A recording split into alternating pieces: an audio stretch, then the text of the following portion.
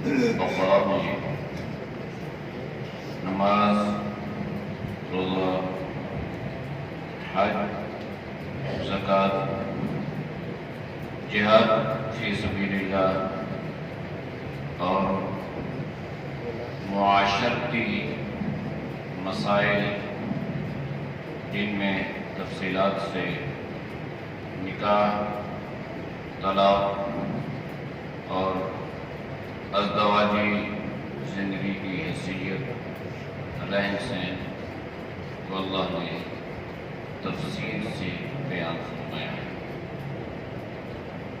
اور پھر اہل ایمان کو اللہ نے اس بات کی تاکید فرمائی ہے کہ ایمان والے جو ایمان لائے ہو، ایمان لانے کے بعد اپنی منمانی زندگی نہیں گزار سکتے۔ جب آپ نے کلمہ پڑھ لیا، دائرہ اسلام میں داخل ہو گئے، تو اپنے آپ کو اللہ اور اللہ کے رسول کے سپرد کر دیا، اپنے آپ کو اللہ کے حوالے کر دیا۔ اس کو اللہ نے یا ایھا الذین آمنوا ادخلوا فی السلم کافۃ، اے ایمان والو اسلام میں پورے کے پورے داخل ہو جاؤ۔ اسلام میں پورے کے پورے داخل ہونے سے مراد یہ ہے عقائد کے اعتبار سے، اعمال کے اعتبار سے اور اس نے معاشرت کے اعتبار سے، رہن سہن کے حوالے سے، کاروبار کے حوالے سے، تجارت کے حوالے سے اب آپ اس بات کے پابند ہو کہ اللہ اور اللہ کے رسول صلی اللہ علیہ وسلم کے احکامات پر عمل کرو۔ یہ نہیں ہے کہ انسان کلمہ بھی پڑھے اور اپنی مرضی سے زندگی بھی گزارے، اس کی اللہ نے تردید فرمائی ہے۔ جب کلمہ پڑھ لیا، ایمان لائے ہو، تو اب پورا اپنے آپ کو اسلام کے مطابق ڈالنے کی کوشش کرنی ہے۔ زمانہ جاہلیت میں بہت ساری رسومات تھیں، ان رسومات میں سے ایک رسم یہ بھی تھی کہ یہ اہل عرب اور بالخصوص یہ مکہ کے وڈیرے یہ جب حج کے لیے جاتے تھے تو یہ اپنے آپ کو مزدلفہ تک پابند رکھتے تھے اور میدان عرفات میں جانے کو عار یا اپنی توہین سمجھتے تھے۔ مینا کے مقام پر جمع ہوتے تو آپس میں بطور تفاخر کے اپنے آباء و اجداد کا ذکر کرتے تھے، یعنی حسب نسب پہ فخر کرتے، اپنے آباء و اجداد کے کارناموں کا ذکر کرتے، کیونکہ وہ حربی لوگ تھے، جنگجو لوگ تھے، لڑنے والے تھے۔ تو اس طرح ان کے ہاں اس قسم کی کبھی رسومات تھی۔ تو اللہ نے ان ساری رسومات کی تردید فرمائی۔ عربی اور عجمی کا فرق اللہ نے ختم فرمایا اور فرمایا کہ حج میں آنے والا ہر حاجی جو ہے جب تک وہ میدان عرفات میں نہیں جائے گا اس کا حج مکمل نہیں ہوگا، یہاں تک کہ میدان عرفات کو حج کا رکن اعظم قرار دیا گیا۔ تو اس سے پہلے اللہ نے یہ ساری رسومات تھی جن کی تردید فرمائی اور اللہ نے فرمایا کہ ایمان والو اب پورے کے پورے اسلام میں داخل ہو جاؤ۔ یہ تتر بٹیر والا معاملہ اسلام میں نہیں چلتا کہ جو بات اچھی لگی اس پہ عمل کر لیا اور جو بات خلاف مزاج ہوئی اس کو چھوڑ دیا۔ اللہ نے فرمایا کہ جو بات اچھی اور تب بھی عمل کرنا ہے، جو بات آپ کی طبیعت کے موافق نہ ہو، خلاف طبیعت ہو، اس پر بھی عمل کرتے ہوئے اپنے آپ کو مکمل طور پر دین اسلام کے احکامات کا پابند بنانا ہے۔ اور ہاں، اس راستے میں آپ کو مشکل پیش آئے گی، رکاوٹیں آئیں گی، آپ کا راستہ روکا جائے گا، اور راستہ روکنے والا وہ آپ کا ازلی اور ابدی دشمن ہے، جس کو شیطان کہا جاتا ہے۔ تو اللہ نے فرمایا ایمان والو، آپ نے شیطان کی اتباع نہیں کرنی، شیطان کے نقش قدم پہ نہیں چلنا، یہ خود بھی گمراہ ہے اور دوسروں کو بھی گمراہی کی طرف کھینچ کر لاتا ہے، لہذا آپ نے اس کی اتباع نہیں کرنی، یہ تمہارا کھلم کھلا دشمن ہے۔ تو اس سورت میں دوسری چیز جو اللہ نے تفصیلاً بیان فرمائی ہے وہ ہے انفاق فی سبیل اللہ، یعنی مال کا اللہ کے راستے میں خرچ کرنا۔ مال کی محبت اللہ نے انسان کی فطرت میں رکھی ہے، لیکن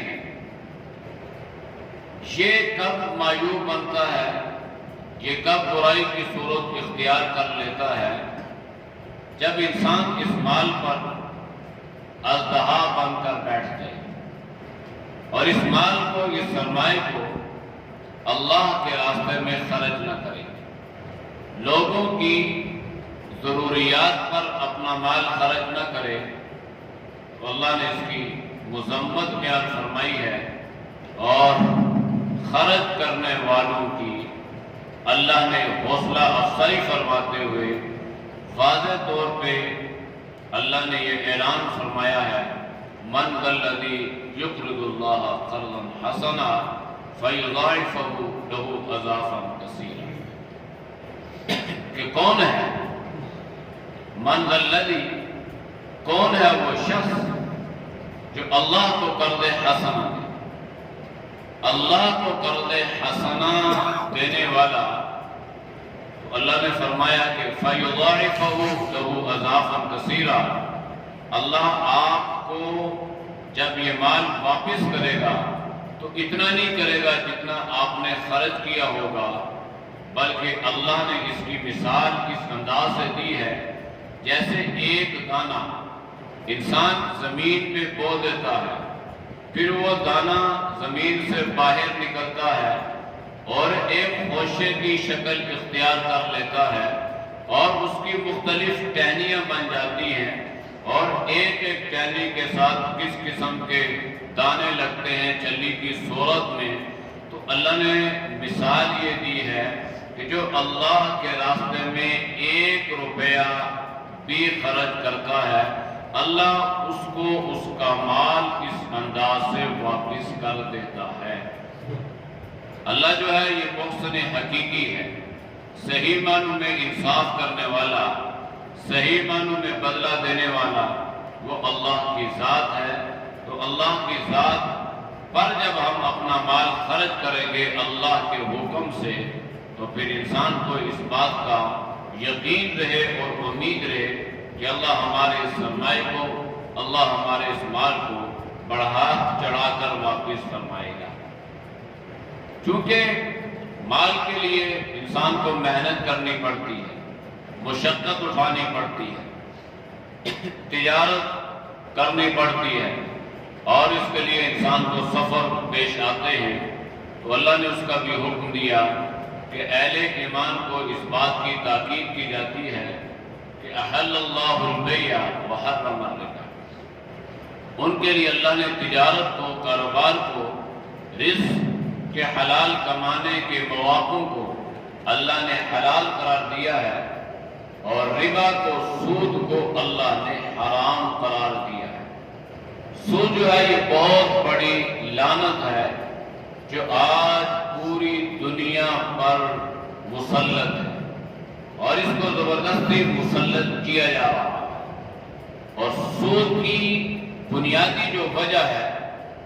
جس کو اللہ نے حرام قرار دیا ہے وہ یہ ہے کہ مالدار سرمایہ دار وہ دن بدن ترقی کرتا جائے گا، اس کا مال بڑھتا چلا جائے گا، اور جو دولت ہے جس مال نے جس سرمایہ نے پورے ملک اور ریاست میں سرکل کرنا ہے وہ سمٹ کے رہ جائے گی۔ کَإْ لَا يَكُونَ دُولَةً بَيْنَ الْأَغْنِيَاءِ مِنْكُمْ، کہ تمہیں کیا ہو گیا ہے کہ تم اپنی دولت کو تقسیم نہیں کرتے ہو۔ اغنیاء کو چاہیے کہ وہ اپنی دولت کو اپنے سرمایہ کو باہر نکالیں اور اس کو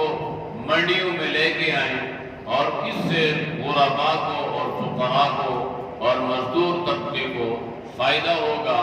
اور اس طرح ان کو مال کمانے کے مواقع میسر آئیں گے۔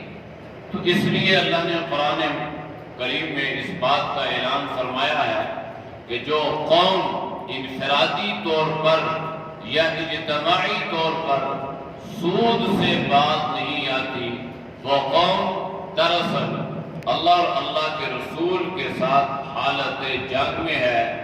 یا ایھا الذین آمنوا اتقوا اللہ وذروا ما بقی من الربا ان کنتم مؤمنین فإن لم تفعلوا فأذنوا بحرب من اللہ ورسولہ۔ ایمان والو سود چھوڑ دو،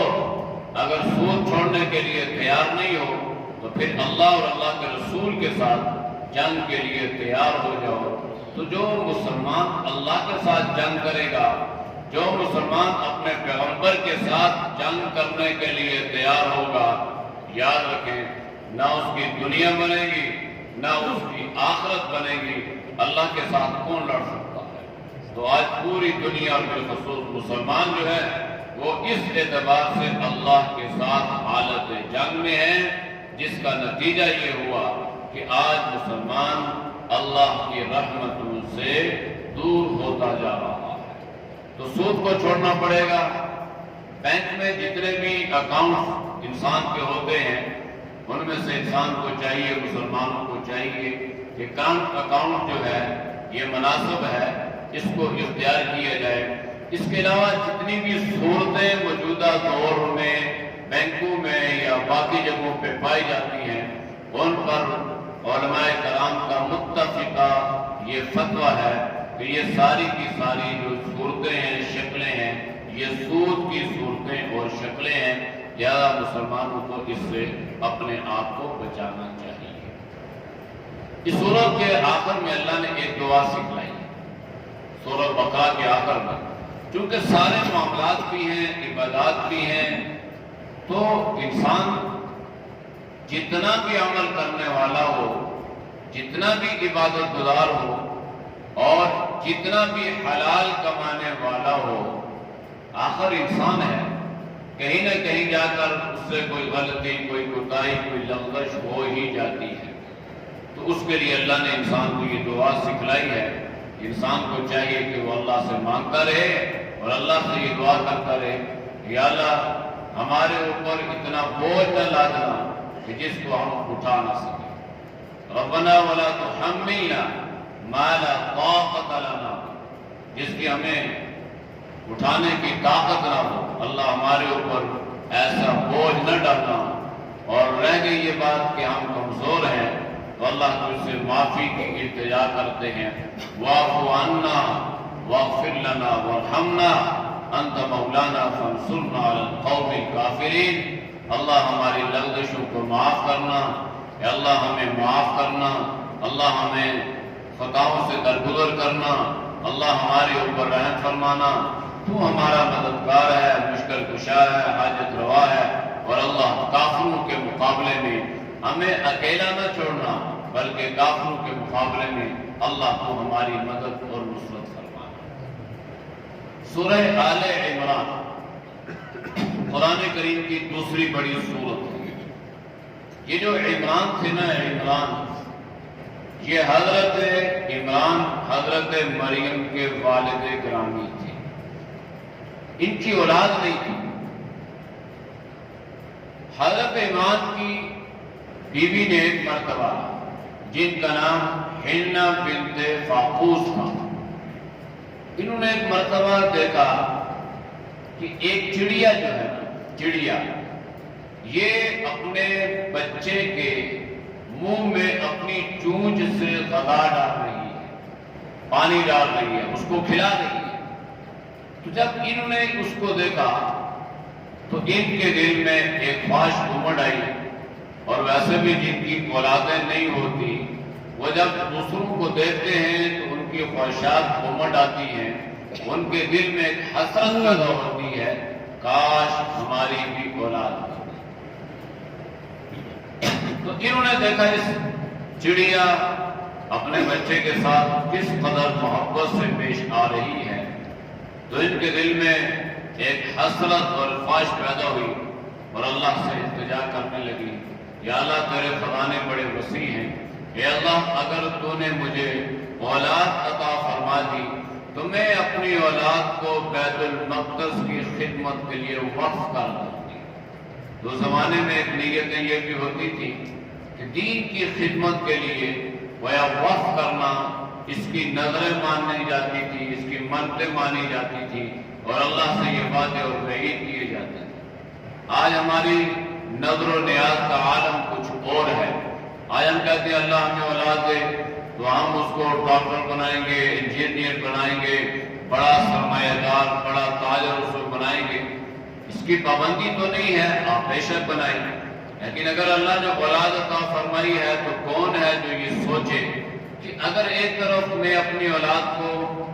دنیا کی طرف لے کر جا رہا ہوں تو میں نے اپنی اولاد میں سے کسی ایک کو دین کے لیے بھی وقف کیا ہے یا نہیں کیا۔ اب یہ کسی دیہاتی کا کام نہیں ہے، گاؤں میں رہنے والوں کا کام نہیں ہے، یہ ہر مسلمان کی ذمہ داری ہے کہ اگر ساری اولاد کو نہیں تو اپنی اولاد میں سے کم از کم ایک بچے کو، ایک بچی کو دین کے لیے وقف کریں، کہ اگر اللہ نے اولاد دی یا اگر اولاد دی ہے تو اس بچے کو دین کی خدمت کے لیے وقف کروں گی، وقف کریں گے تو انشاءاللہ معاشرے میں کیسی اللہ کی رحمتوں کا نزول ہوگا۔ آج ہماری یہ سوچ ہی نہیں ہے، ہماری سوچیں بھائی ہمارا بچہ دوسرے سے آگے بڑھ جائے، پیسے کمانے میں، اسکول جانے میں، کالج یونیورسٹی پڑھنے میں، ملازمت کے اعتبار سے، تنخواہ کے اعتبار سے، گریڈ کے اعتبار سے اس بھاگ دوڑ کے چکر میں لگے ہیں، یہاں تک کہ الہاکم التکاثر حتی زرتم المقابر، اس دنیا کی حرص و ہوس نے ہمیں تباہ و برباد کر دیا، یہاں تک کہ ہم قبروں میں پہنچنے یعنی بالکل قریب المرگ ہوں گے۔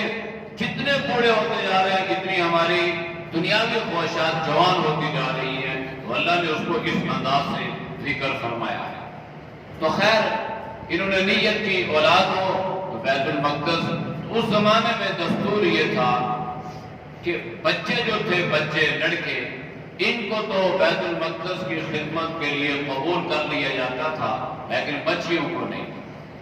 اللہ جو کرتا ہے وہی ہوتا ہے، اللہ کی اپنی مشیت ہے، دینے والا اللہ ہے، انسان کا کام ہے اللہ سے مانگے۔ تو جب حضرت مریم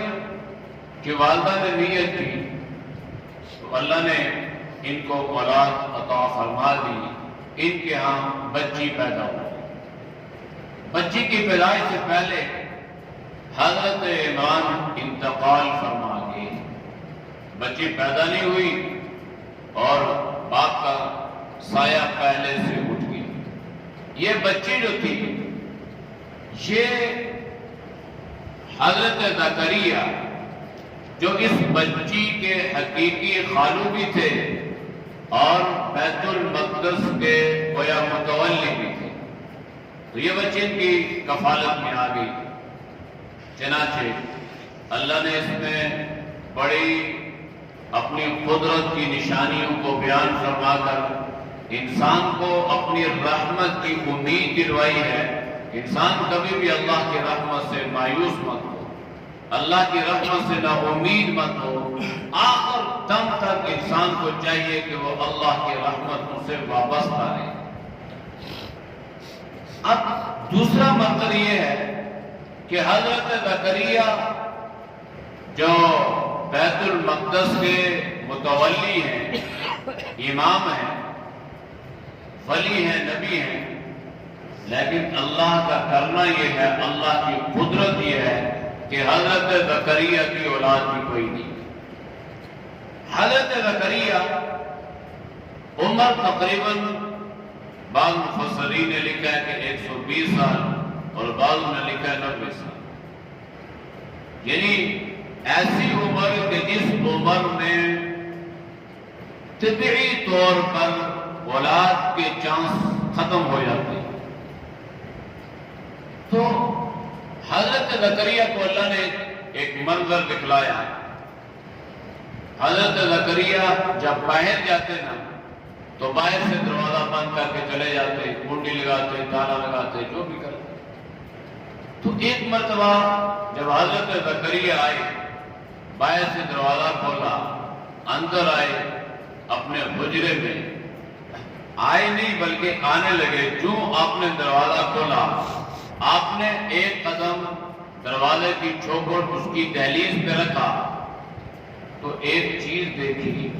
کہ حضرت مریم بچی اور ان کے پاس بے موسم پھل فروٹ پڑا ہے۔ ایک تو ہوتا ہے موسم کا اور ایک ہوتا ہے بے موسم۔ سردیوں میں اگر آپ کو آم نظر آ جائے تو آپ حیرانگی کا مظاہرہ کریں گے، حیران ہوں گے کہ آج کل آم،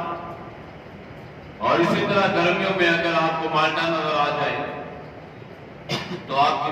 حیران ہوتے کہ آج کل نہیں، یہ تو سیزن نہیں ہے۔ تو بغیر موسم کا پھل انہیں نظر آیا۔ جب بغیر موسم کا انہیں پھل نظر آیا تو ان کے دل میں بھی ایک خواہش امڑ آئی اور اللہ سے یہ دعا کرنے لگے کہ یا اللہ، اگر تو اس بچی کو باہر سے لانے والا تو کوئی نہیں ہے، اس لیے کہ دروازہ تو باہر سے بند ہے، چابی آپ کے پاس ہے، کوئی آیا بھی نہیں ہے، سمجھ گئے یہ اللہ کی کوئی نشانی ہے، اللہ کی خاص مدد ہے کہ اللہ نے اپنے خزانے سے کوئی عطا فرمایا ہے۔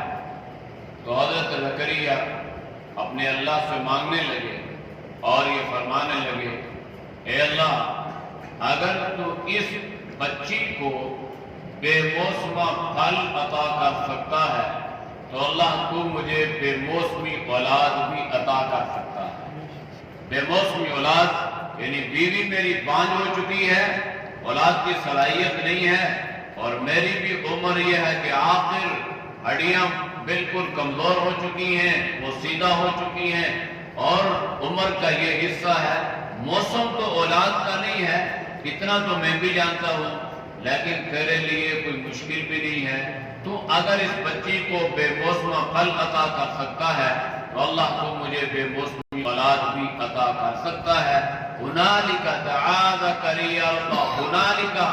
اسی کیفیت میں، اسی عالم میں حضرت زکریا اللہ سے مانگنے لگے اور آپ نے دعا فرمائی، اللہ مجھے نیک صالح اولاد عطا فرما دینا۔ جب حضرت زکریا دعا کر رہے تھے، آپ نے دعا ختم کی، اللہ نے فوراً فرشتہ بھیجا اور اللہ نے حضرت زکریا کو اولاد کی خوشخبری سنا دی۔ تو یہ چیز اللہ نے بیان فرمائی ہے کہ انسان کو چاہیے کہ وہ اپنے اللہ سے تعلق مضبوط رکھے اور اپنے اللہ سے ہی مانگتا رہے۔ ہم اللہ سے مانگتے ہیں نا تو 2 سال 4 سال 3 سال یا کچھ عرصہ، تو جو ہم مانگ رہے ہوتے ہیں وہ ہمیں ملتا نہیں ہے تو ہم مایوس ہوتے ہیں کہ اللہ سے میں نے بہت مانگا، اللہ تو مجھے دے ہی نہیں رہا، میں تو اللہ سے مایوس ہو گیا۔ تو حضرت زکریا 120 سال کی عمر میں کتنا مانگا ہوگا، کیسے مانگا ہوگا، وہ تو پیغمبر کے مانگنے کا انداز ہی کچھ اور ہوتا ہے۔ تو جب پیغمبر مایوس نہیں ہوا اور مسلسل اللہ سے مانگتا رہا اور 120 سال کی عمر میں آگے اگر اللہ ان کو اولاد عطا فرما سکتا ہے تو یہ چیز اس بات کا تقاضا کرتی ہے کہ مسلمانوں کو اپنے اللہ کے ساتھ اپنا تعلق مضبوط رکھنا چاہیے اور اللہ کی رحمت سے کبھی بھی نہ امید اور مایوس مت ہو، بلکہ اللہ سے مانگتا رہے، ہر چیز اللہ سے مانگے، اللہ ہی عطا فرمانے والے ہیں۔ اللہ ہم سب کو ان باتوں کی سمجھ عطا فرمائے۔ وآخر دعوانا الحمدللہ۔